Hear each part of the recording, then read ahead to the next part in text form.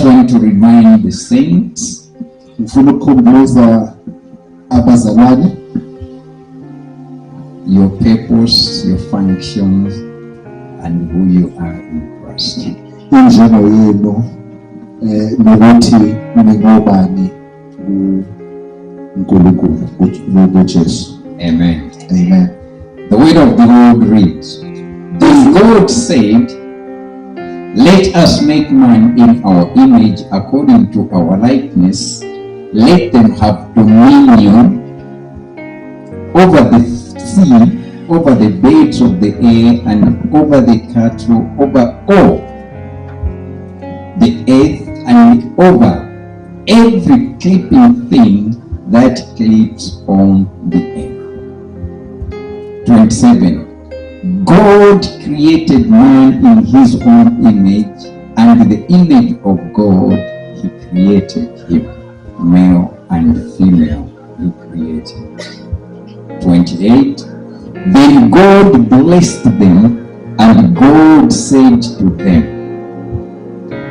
"Be fruitful, multiply, fill the earth, subdue it, have dominion over the fish of the sea, over the birds of the air, and over every living thing that moves on earth." Incwadi yokuqala kaMose uGenesis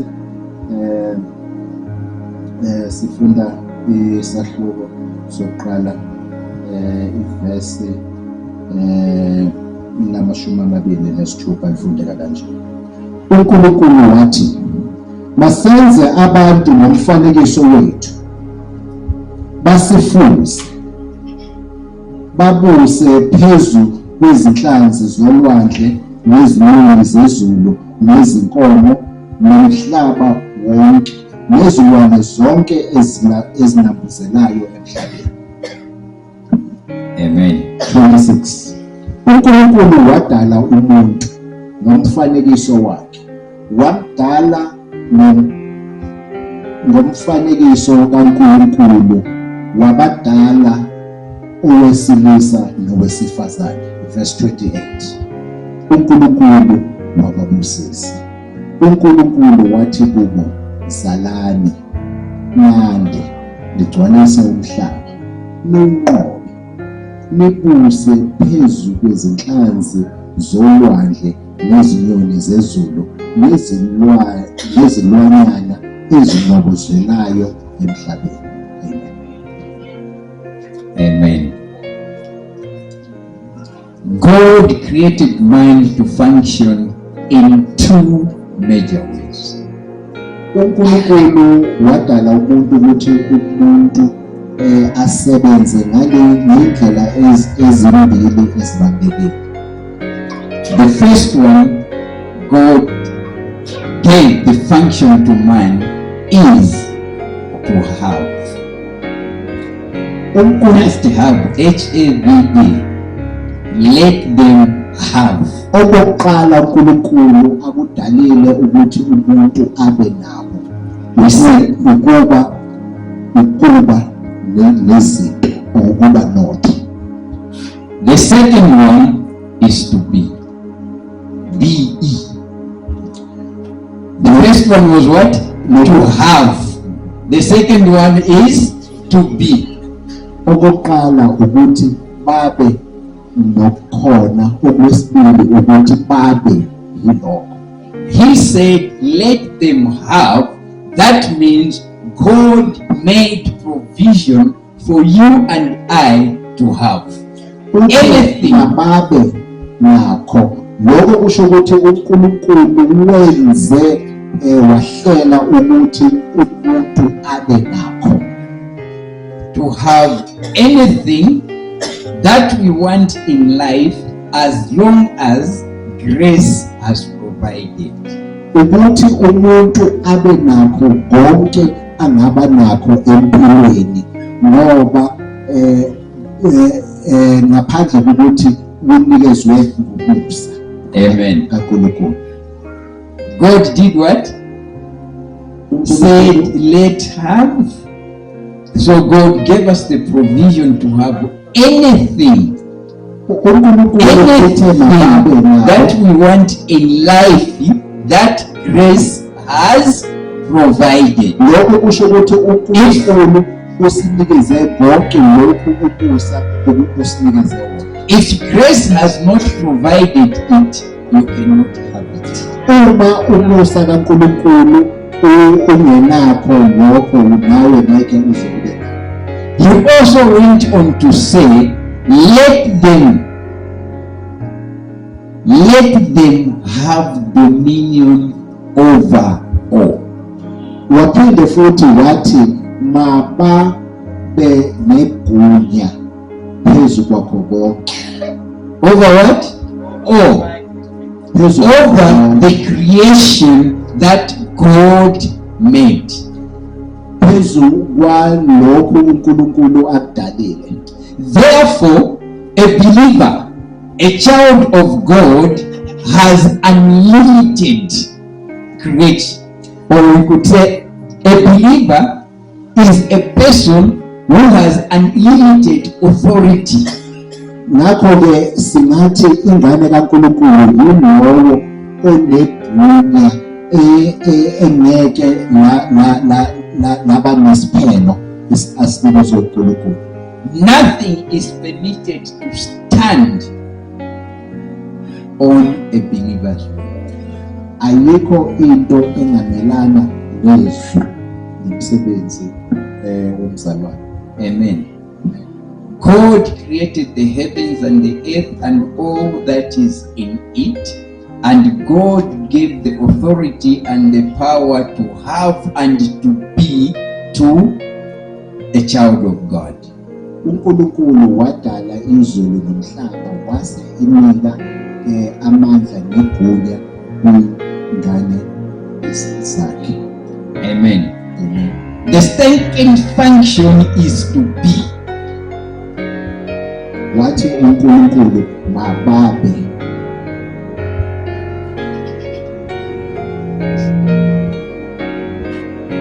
When God made male and female, God blessed them and said, be.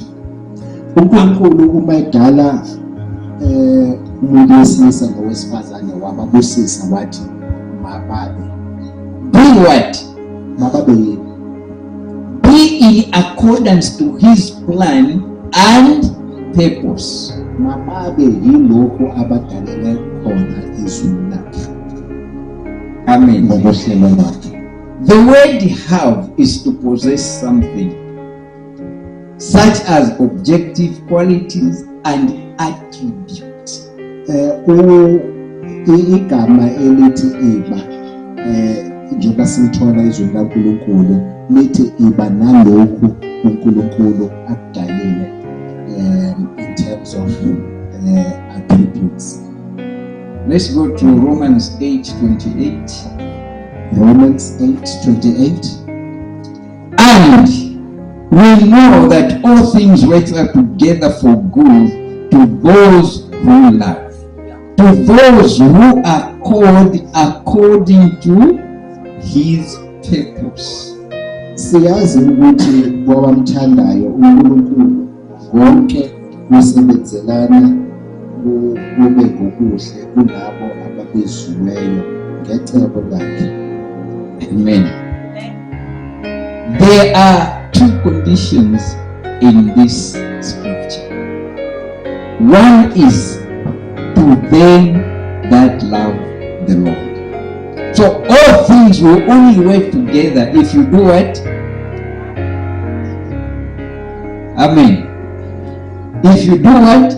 Love the Lord. Kunama-conditions amabili abekiwe. Eyokuqala eyokuthi izinto zizohambela kahle uma uthanda uNkulunkulu. So oqala ukuthanda uNkulunkulu.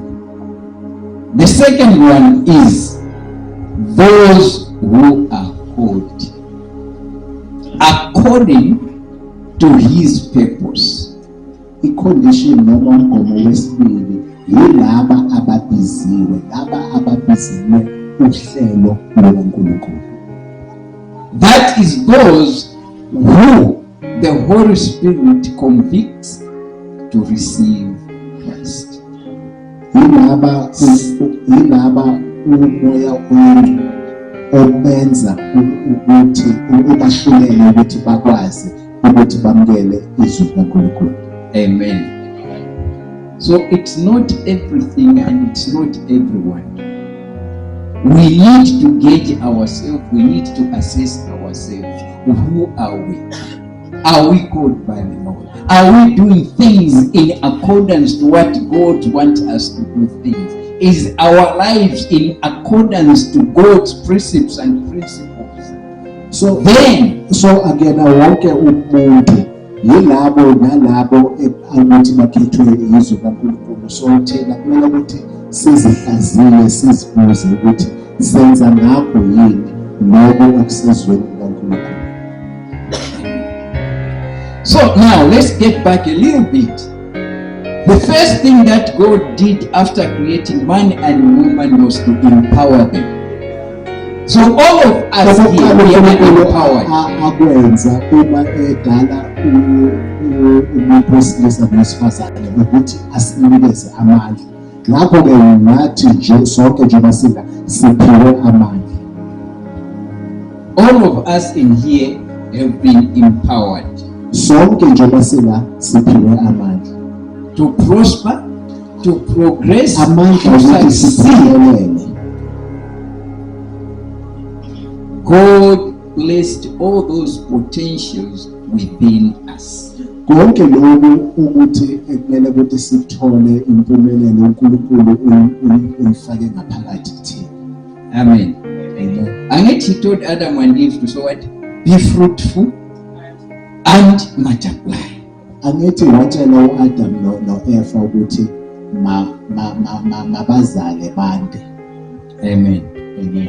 So what are your functions as far as God is concerned? So wena yini umsebenzi wakho ngokukaNkulunkulu? You have the power to have, Unamandla ukuthi and you have the ability to be.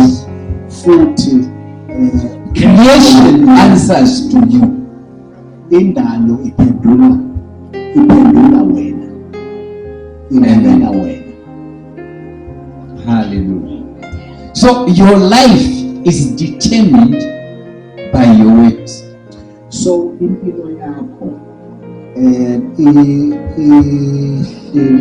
izenzo zakho. And your worth is determined by the function that God has given unto you, and those functions should be displayed. So ubuwena nevelu yakho umuntu iya nemsebenzi yakho ekumele ukuthi uyenze futhi lo msebenzi kumele ibonakale. So when God calls a man uNkulunkulu uma ebiza umuntu to do anything, ukuthi umembizela ukuthi enze noma yini, the power to succeed lies in the assignment. impumelelo iwumsebenzi uNkulunkulu ambizele wona. Amen. Amen. God will never call you to do something without empowering you to do that which He has called you. uNkulunkulu ngeke azakubize ukuthi wenze utho enokunikezanga amandla ukuthi ukwazi ukufeza lokho akubizele kona. But it's up to you, not God. Kodwa It's nguwe. up to you to discover by taking steps in the direction that God has called you to. Kodwa kukuwe ukuthi ukuthole lokho nokuthi ulandele indlela uNkulunkulu ayibekile nemigomo. All of us here, our lives were determined by God before we even got born. Sonke njengoba sila uNkulunkulu impilo zethu wazihlela ngaphambi kokuthi sibe khona. It is our duty to find out what is our core? What is the purpose why we are still living on this face of the earth? Umsebenzi wethu ukuthi sithole ukuthi sibizelweni futhi yingani siphila. Amen. Amen. It's not Pastor Naomi's duty for me to discover who I am, but it is her duty to discover who she is and what God has deposited in her and the purpose for that deposit of the powers that God has put in her. Akuwona umsebenzi kaPastor Naomi ukuthi athole ukuthi mina injongo nespecially injongo uNkulunkulu akubekele yona yini, kodwa umsebenzi wakhe ukuthi yena athole ukuthi uNkulunkulu injongo nobizo ambizele lona loyini. Amen. Amen. Jeremiah 29:11, we should know it by heart. His plan is to do you good, to have an unexpected end. So let us not continue. Ngiyakwazi uhlelo ukubekele lona ukuthi we said God has given us the powers and what have you. We got the purpose and the function. God has given us to have and to be. Therefore, we need not let the earth control us. The earth should not control our lives. uNkulunkulu usinikeze igunya ukuthi sikwazi ukwenza konke lokho athi sikwenze. Ngakho-ke umhlaba akumelanga ukuthi kube uwona osicontrolayo. Amen. So you and I have got the ability and the power to create and to form things. And we are able to control the life that we want to live. Futhi siyakwazi ukuthi sihlele impilo esifuna ukuyiphila. And God has given us the boundaries in accordance to Romans 12:2. Do not be conformed to this world, but be by the renewal of your.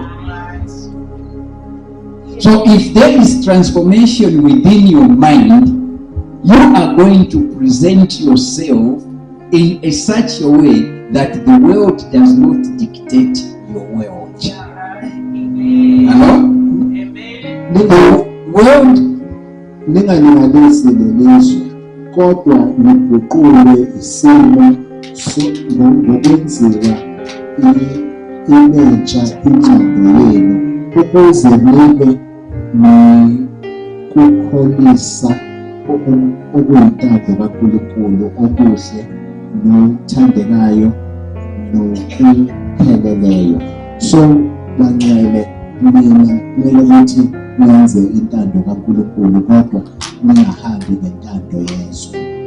God created you and I to control the environment, not the environment to control us.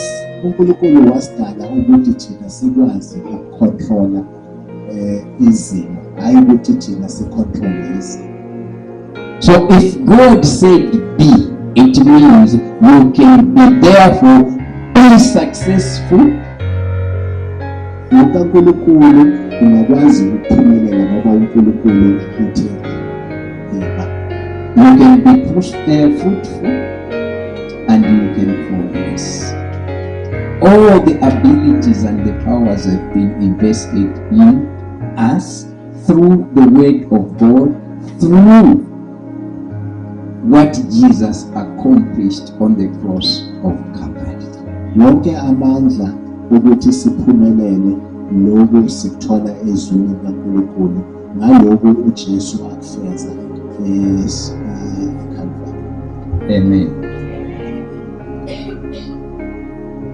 Tell your neighbor, I have the power to have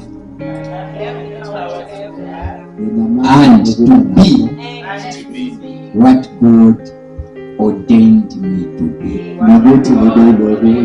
But it is up to me to search the scriptures ukuthi ngifunde and find who I am ngithole ukuthi and what God has invested in me. nokuthi uNkulunkulu yini le ayifake ngaphakathi kimi. Amen. It's not the pastor's duty. Akona umsebenzi womfundisi. Hello? Whose duty is it?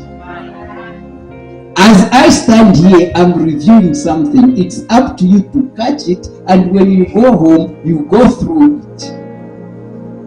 Amen.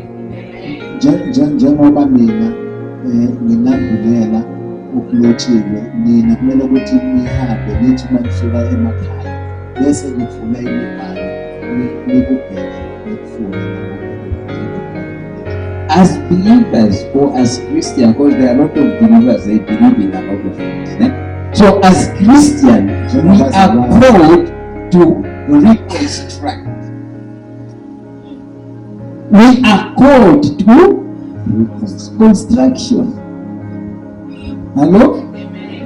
Sibizelwe ukuthi Reconstruct something from nothing to something. sakhe la kungenasekelo sakhe kube lodwa. We are the people who can construct something from empty to fullness, from failure to success. Thina siyakwazi ukuthi sithathe A Christian is in the ability of reconstructing lives and the destiny of people. Mawumzalwane kumele ukuthi ukwazi ukuthi wakhe impilo zabantu. Hello? God called you. uNkulunkulu wakubiza, Constructed you. He moved you from the kingdom of darkness and placed you in the kingdom of light. And He empowers you.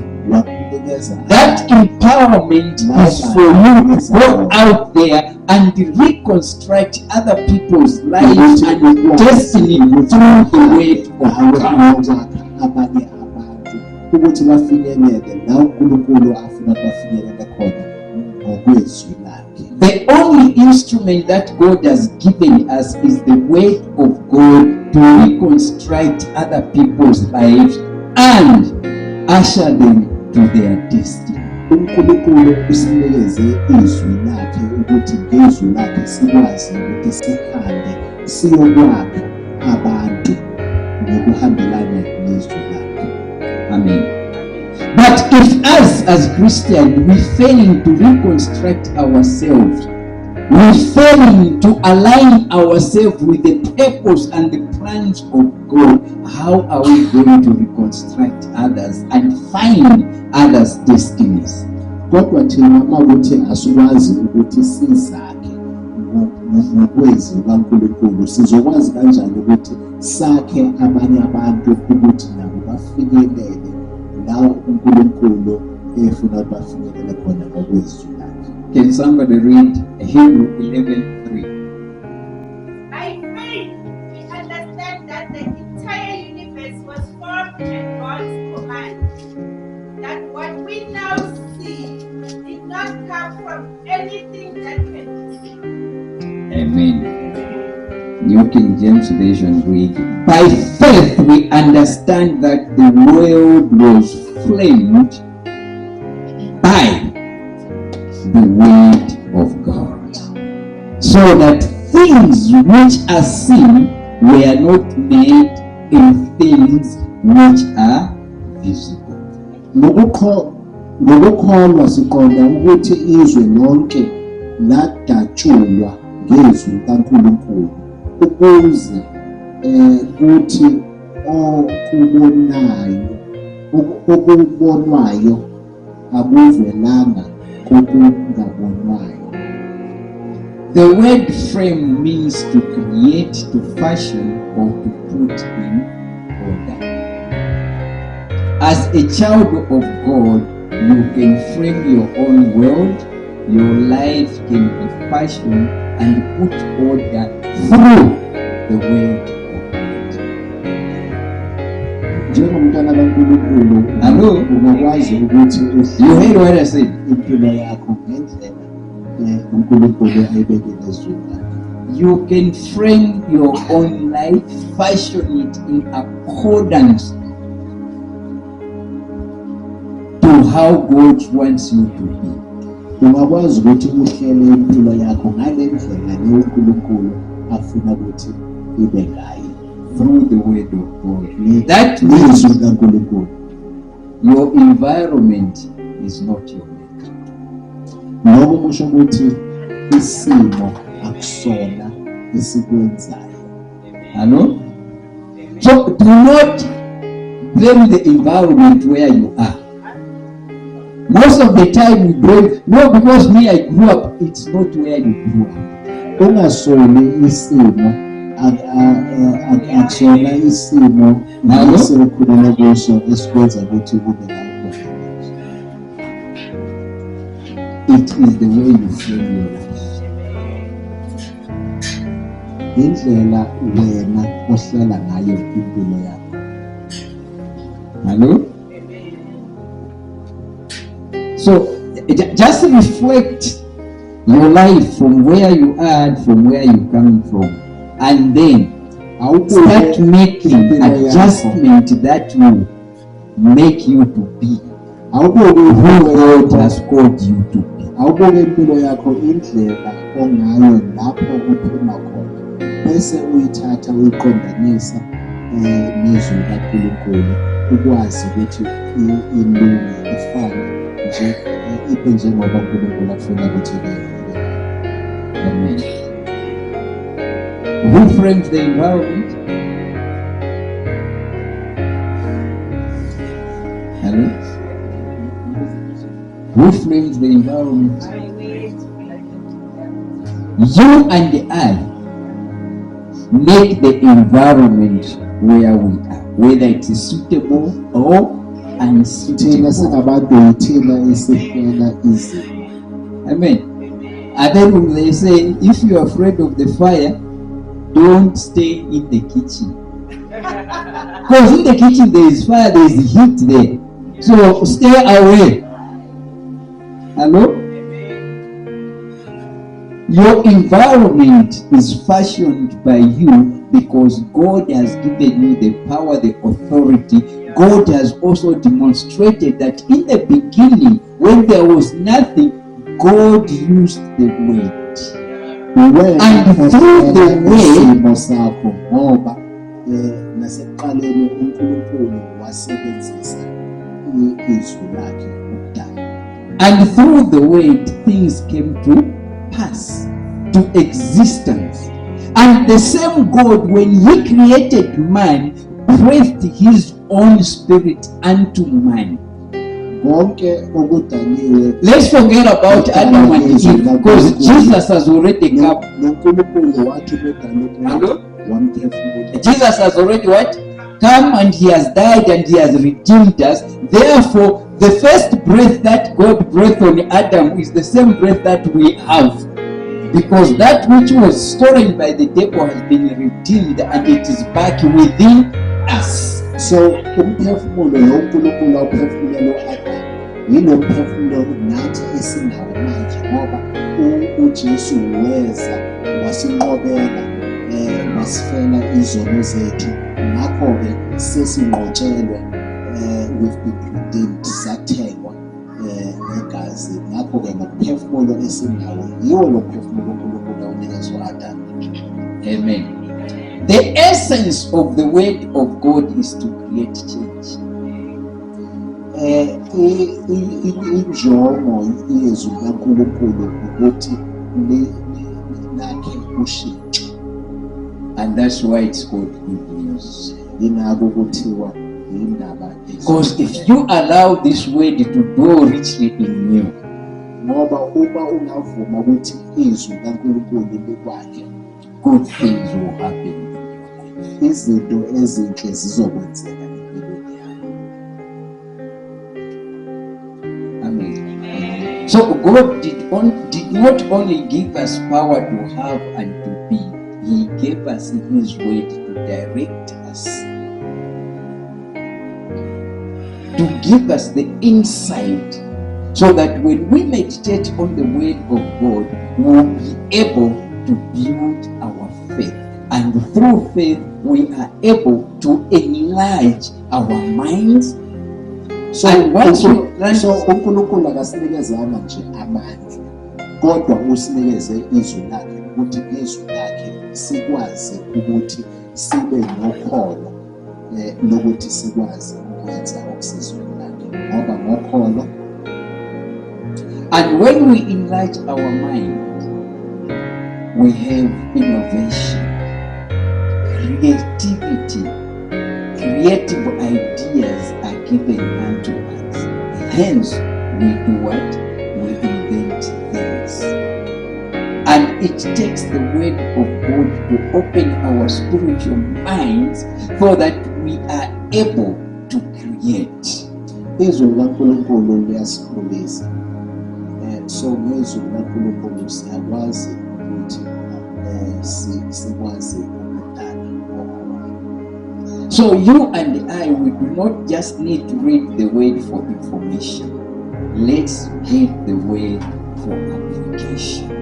So You mina nawe apply. masingafundi nje izwi likaNkulunkulu ngokuthi sithole ukwazi noma ukuqonda, kodwa masilenze. Amen. You apply the word by speaking and acting on the word. Izwi likaNkulunkulu ulenza ngokuthi ukhulume futhi ukwenze lokhu ekusho. What do we mean when we say acting on the word?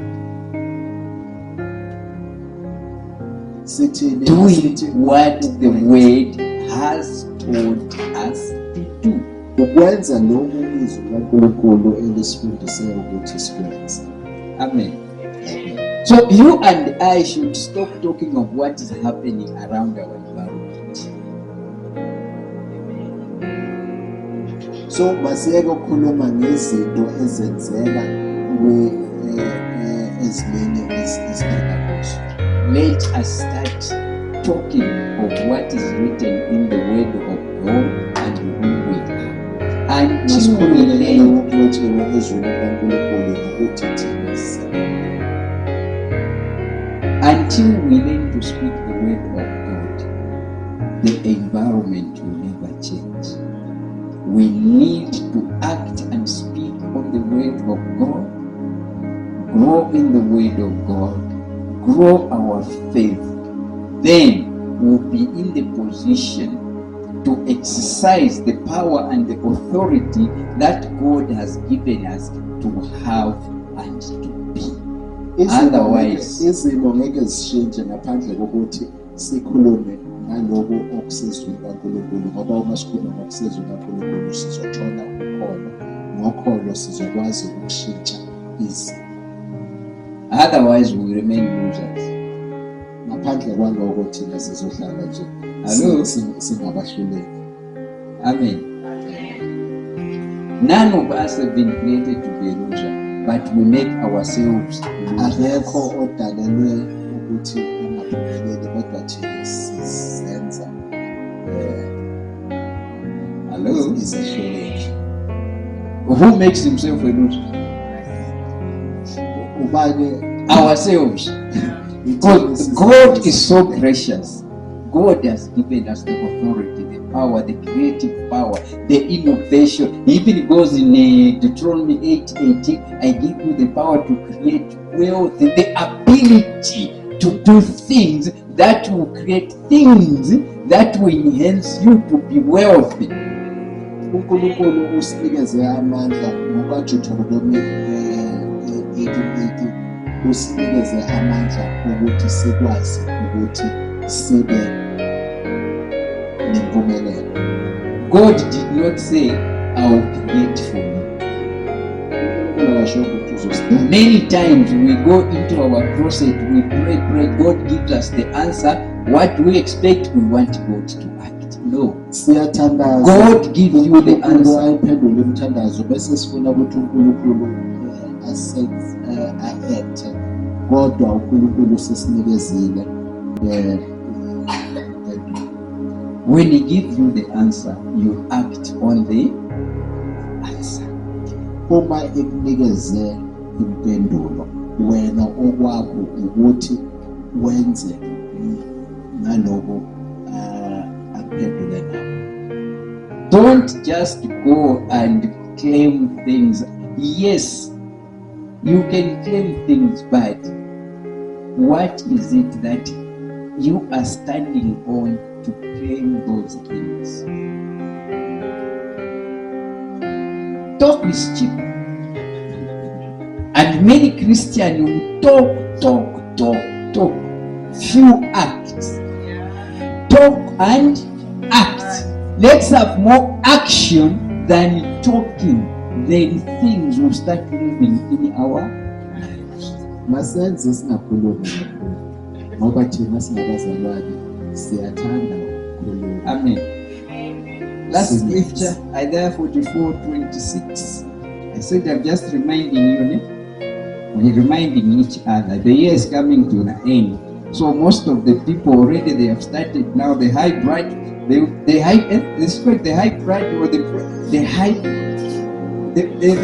blood level is high, or the hype is up. Others are worried. The year is finishing. I haven't done anything. What? I've been praying, I've been fasting, nothing has happened. But what is it that you were doing in line with the word of God, so that whatever you prayed for should come to pass? We are given that there are some things, they've got what? Conditions. Is Romans 8:28. There are what conditions? If you love God and you are called, the things that you want to do, the things that you are praying for, is it called by God for your purpose? Once God gives it to you, lokho kuthandazelayo yiloko uNkulunkulu akuphezulu ngohlelo lwakhe empilweni yakho. somebody to read 26, Isaiah 44:26. But I carry out the predictions of my prophets. By them I say to Jerusalem, people will live here again. And to the towns of Judah, you will be rebuilt. I will restore all your goods. Amen. New King James reads, who confirms the word of his servant and performs the counsel of his messengers, who says to Jerusalem, you shall be inhabited, to the cities of Judah, you shall be built, and I will raise up her waste places. The quality of your walk with God will determine your distinction on earth. Indlela ohamba ngayo uNkulunkulu kuzobonakala ukuthi wena wehluke kanjani. Let God, as from today, rebuild all that which was stolen, and may there be a restoration in your life. Whatever you prayed for, as long as it aligns with God's purpose for your life, with God's plan for your life, may it come to pass despite the few days remaining in 2025.